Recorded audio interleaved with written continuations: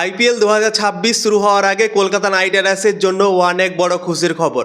সবারই মন খারাপ ছিল, ক্যামেরন গ্রিন ফর্মে ছিল না। তাই ক্যামেরন গ্রিনকে 25 কোটি টাকার উপরে কলকাতা নাইট রাইডার্স কিনে নিয়েছিল আইপিএল 2026-এর মিনি নিলামে, এবং তারপর থেকেই তার ফর্ম খারাপ হয়ে গিয়েছিল। সে আউট অফ ফর্ম হয়ে গিয়েছিল, রান করতে পারছিল না।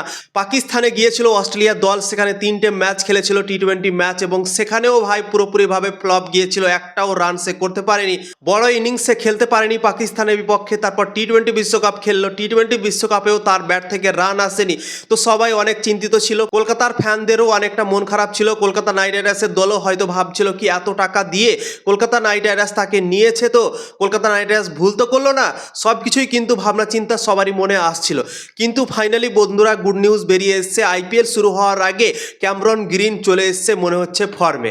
ক্যামেরন গ্রিন 130 রানের ইনিংস খেললো অস্ট্রেলিয়ার একটা ঘরোয়া ক্রিকেটে। 130 রান করেছে, 232 বল খেলেছে, 6টা 4 মেরেছে, 5টা ছক্কা মেরেছে, এবং জবরদস্ত খেলেছে, অসাধারণ খেলেছে। এই সেঞ্চুরিটাই কিন্তু তার মনোবলটা অনেকটা উপরে নিয়ে যাবে, অনেকটা হাই লেভেলে নিয়ে যাবে। যখনই কোনো ব্যাটার রান করে তখন কিন্তু তার কনফিডেন্সটা অটোমেটিক বেড়ে যায় ভাই। সেটা ঘরোয়া ক্রিকেট হোক বা কোনো বড় টুর্নামেন্ট হোক বা যে কোনো জায়গায় সে রান করুক না কেন, সেই রানটা কিন্তু ফায়দা দেয়। এবং আশা করছি কি ক্যামেরন গ্রিন যে এই 130 রানের ইনিংসটা খেলো না, এই ইনিংসটার জন্য ক্যামেরন গ্রিন আশা করছি অনেকটা কনফিডেন্স পাবে, এবং আইপিএল 2026-এর আগে যে আউট অফ ফর্ম হয়েছিল, সেই আউট অফ ফর্ম আশা করছি এই ইনিংসটার পর তার মনোবলটাকে এতটা উঁচুতে নিয়ে যাবে কি সেই ফর্মটা মনে হচ্ছে মনে হবে না।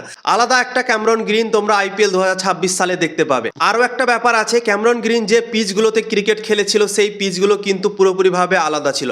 তোমরা দেখো, পাকিস্তানে ক্রিকেট খেলতে গিয়েছিল, 3টে ম্যাচ হয়েছিল পাকিস্তানের বিপক্ষে অস্ট্রেলিয়ার টি20 বিশ্বকাপের আগে। সেখানে কিন্তু পিচটা অনেক কঠিন ছিল, অনেক বল স্পিন হচ্ছিল, তাই জন্যই হয়তো ক্যামেরন গ্রিন সেখানে রান করতে পারেনি, তাই জন্যই সে ফ্লপ হয়ে গিয়েছিল পাকিস্তানের বিপক্ষে। এবং টি20 বিশ্বকাপ হলো, ভারতে হলো, শ্রীলঙ্কাতে হলো, কিন্তু অস্ট্রেলিয়া দল ভারতে ক্রিকেট খেলতে পায়নি।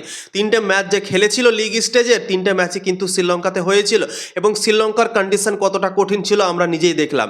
স্পিন বল অনেকটা হেল্প করছিল, এবং তাই জন্যই ক্যামেরন গ্রিন হয়তো সেখানে ভালো পারফরম্যান্স করতে পারেনি।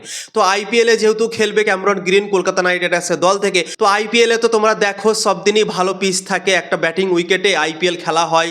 তোমরা 2024 সালে দেখেছিলে, 2025 সালে দেখেছিলে, একদম ব্যাটিং পিচ থাকে। তো আশা করছি ক্যামেরন গ্রিন ভারতের পিচে আইপিএলে যখন নামবে তখন কিন্তু আলাদাই লাগবে আমার মনে হয়। সেরকম বোঝাই যাবে না কি সে আউট অফ ফর্ম ছিল, কেননা ভারতের পিচ একদম ফ্ল্যাট থাকে, রোডের মতো থাকে। তো সেই পিচগুলোতে ক্যামেরন গ্রিনের সমস্যা আশা করছি হবে না।